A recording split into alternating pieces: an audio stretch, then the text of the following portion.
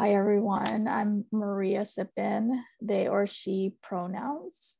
And for this part of the agenda, we're going to share two mechanisms of deliberative democracy that could become part of Portland's charter. The PMPC Charter Reform Working Group has developed specific proposals, but we're not going to go into those specific proposals, but rather we're going to share the two mechanisms. Jim and I are going to cover participatory budgeting, and Lynn will cover democratic lotteries later. We got a lot of content, and we'll plug in our website and our link tree so you can get into our recommended reading for those of you who really want to dive into that.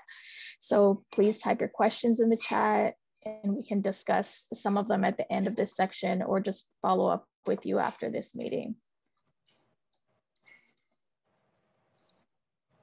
Okay. Jim, do you have my slides up? Yes, I can bring them up. Thank you. So I come to this space from a health equity and climate justice background, navigating community and government and state transportation policy implementation specifically, and all the barriers that exist for achieving just outcomes. You're probably wondering how and why big projects readily get funded and how we can change the course of how our governments spend money. Jim and I are on the board of PB Oregon, and we're working on all things strategy and fundraising and supporting communities who are organizing in rural Oregon and in the Portland Metro to get PB going with their local governments, with youth, with Black and Brown local leaders who are invested in PB as a tool and in this process. Like so many of you, we are also PB practitioners, community organizers, caregivers, and change makers. We design PB processes, and we develop programs and deliver popular education style workshops.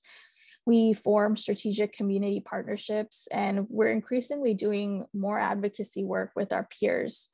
We've been actively fundraising and applying for grants and just getting money wherever we can so that various jurisdictions can implement PB across Oregon.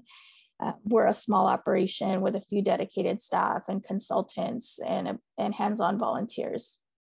We've been active since 2018. We had this breakout event called our Community Forum, where we hosted this at Rosewood Initiative. We had this action-packed agenda, and we invited a bunch of successful PB agitators from Seattle and Boise and Greensboro. We had over 100 regional participants and lots of small group deliberation. And from that, we generated a community forum report that's been guiding our work ever since. You may be familiar with the Metro 2019 Parks and Nature Bond. We work to include participatory budgeting in the Nature Neighborhoods Capital Grants pilot. In that pilot, there was $4 million allocated for participatory grant making. And last year, we formed Youth Voice, Youth Vote, PB, and we're doing that right now.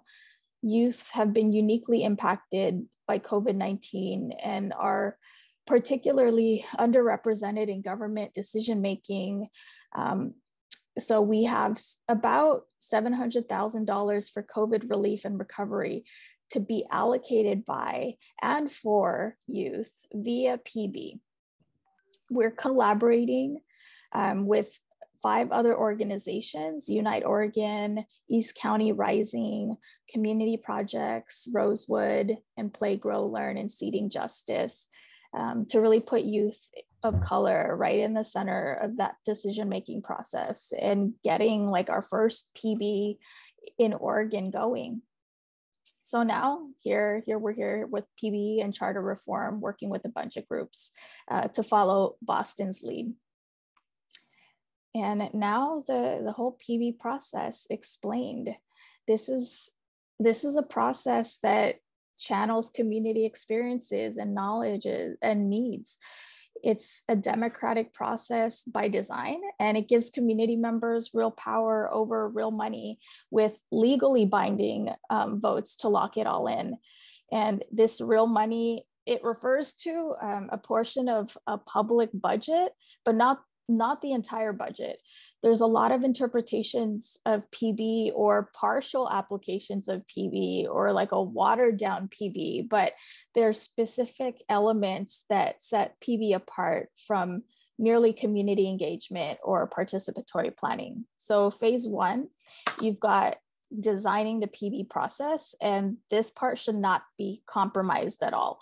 You've got community-based representative committees, setting the objectives, coming up with the guiding principles and the values, and making the rules. Amani explained that earlier. We have rules about geographic application or the types of projects to fund and stakeholder power and reach.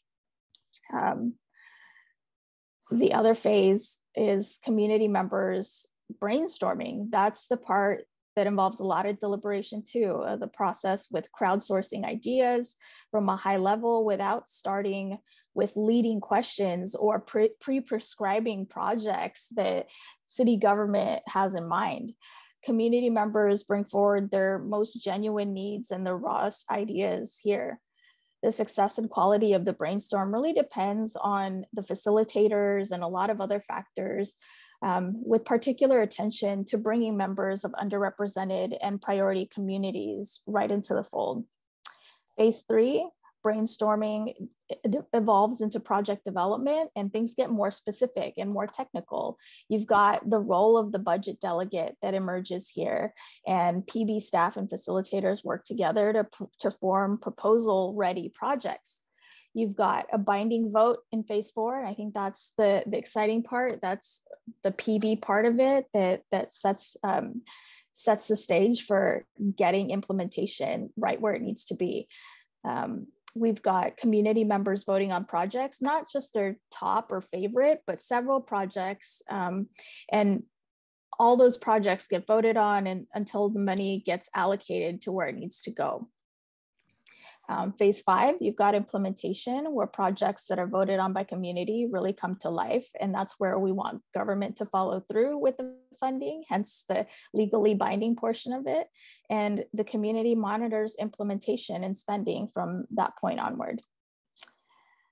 So quickly, some benefits and impacts. You heard from the other presenters that it's important to build strong relationships all around, and to get a solid commitment from our government bodies to do what we need them to do.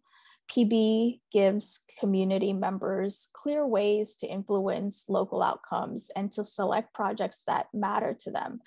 PB is meant to be transformational and not transactional, and change won't happen overnight. Equitable outcomes slide, please. So it's one thing to improve the status quo, but we always have the opportunity to aim for maximizing equitable outcomes. Many of us are wrestling with the frustration from incremental change and weak commitments from our elected officials and too small amounts of funding that responds to community needs. PB and climate change. Our climate crisis, local and global, really demands us to make big and bold commitments to address inequities and active harm.